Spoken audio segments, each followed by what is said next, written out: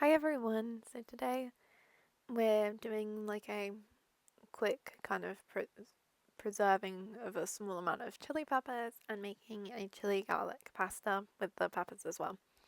So these are peppers that I grew in the garden this year. I've moved my chili plants inside and they're still producing, and they usually produce over winter just a smaller amount. But I had a lot of excess chilies at the time. I had even more than this. So I just wanted to get some of them stored into the freezer. So I wanted to show you the ways that we're going to do that on this day. I've also got my pan there ready, and I'm just making a super simple pasta for dinner. And it's a gluten-free, dairy-free pasta, but if you can eat parmesan, that would probably be a good option to add on top. So firstly, I diced all my chilies up into just small diced amounts, and then I'm getting a plate out with a piece of baking paper on, and I'm going to spoon the chili onto the baking paper into small pucks, and this is how I'm going to flash freeze them.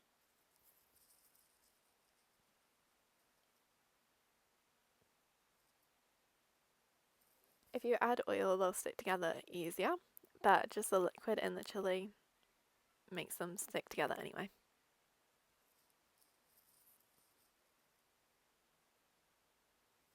Obviously, if you have even more chilies, you can do even more of these.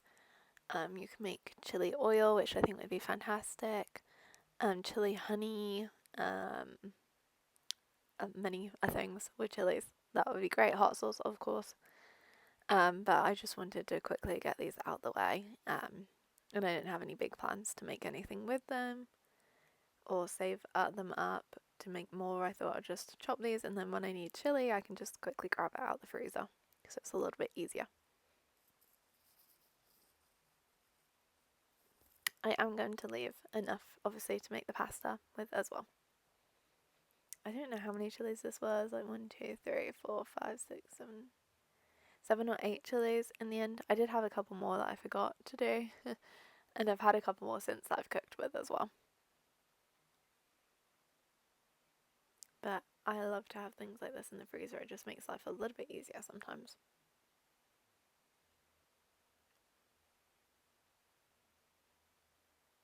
So this last amount I decided is good to add to the pan for the pasta, and the rest I'm going to get on that baking sheet in the freezer, and I'm going to flash freeze them.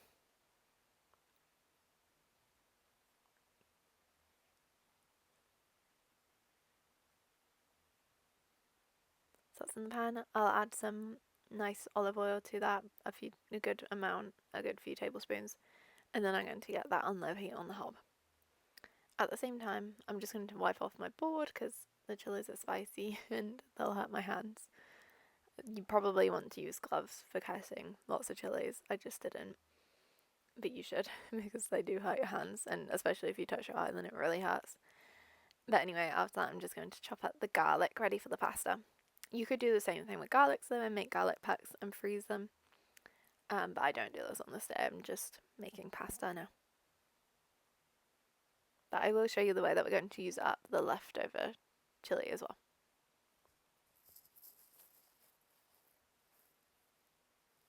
So I'm just obviously peeling some garlic. For this pasta, you want a lot of garlic. To be honest, like basically a whole head of garlic. Really, the only flavors you have is the olive oil, the garlic, and the chili. And that just creates like a nice sauce when you add the pasta water. You can add bacon or pancetta to it as well. I've done that before and it's really good. But yeah, on this day I'm just doing garlic and chili pasta. And I use gluten-free spaghetti. So anyway, I'm just going to peel these. How do you peel your garlic? I tend to just cut the tops and the bottoms off and peel them that way. And I don't do the crushing technique that I know a lot of people do.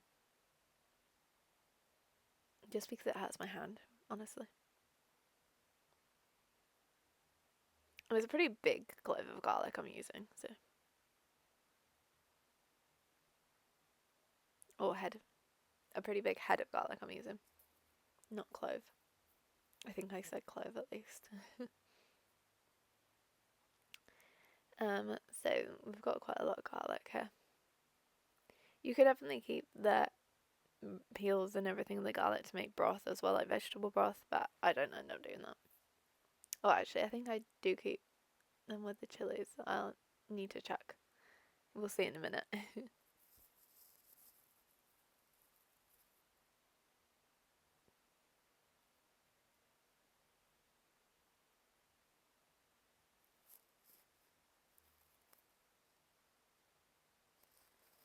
Whilst I'm doing this, I have on a podcast. I'm listening to Daily Sarian, which is, I enjoy true crime every now and then.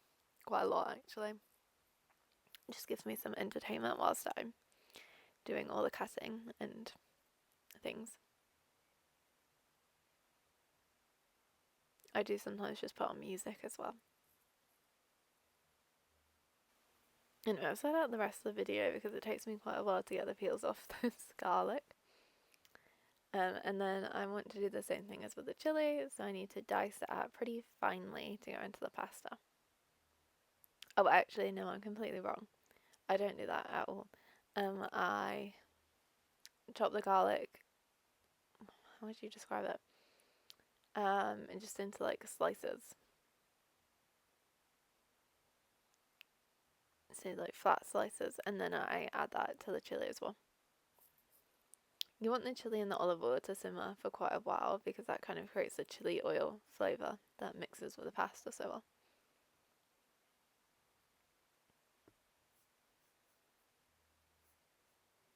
So yeah, here you can see what I mean. I'm just cutting it straight across the clove.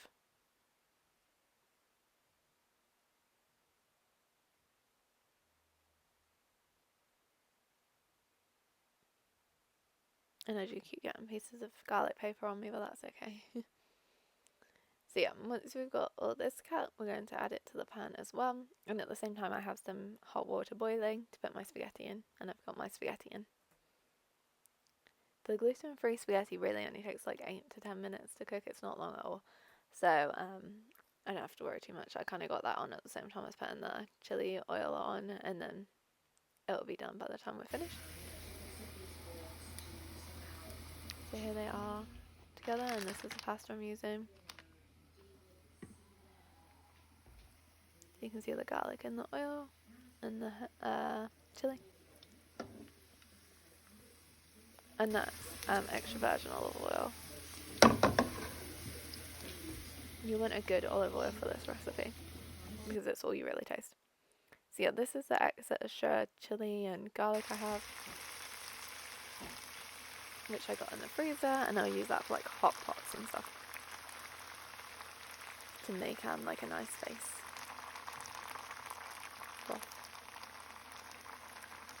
So I'm just getting my pasta into the chili oil here, chili and garlic oil. And you do want some pasta water in there to mix with the sauce, and also a good amount of salt and pepper, of course. And you can also add some parsley or coriander as well, any of the herbs really. I think basil would work too.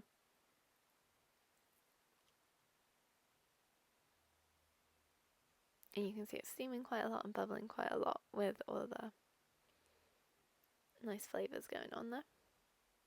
Then we're just going to mix it through quite a good amount. Make sure you've really got that coated on all of the pasta.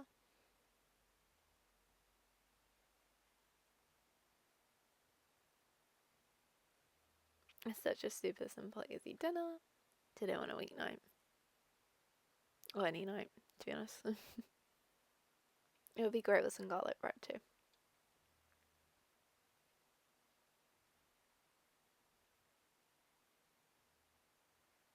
Now you can see all the pieces in there. It's nice and well coated. And I just serve that up into a bowl. And then once those chilies are flash frozen, I get them into a bag and put them into the freezer. So, thank you for watching. I hope you enjoyed. If you try it, let me know. And I'll see you next time. Bye!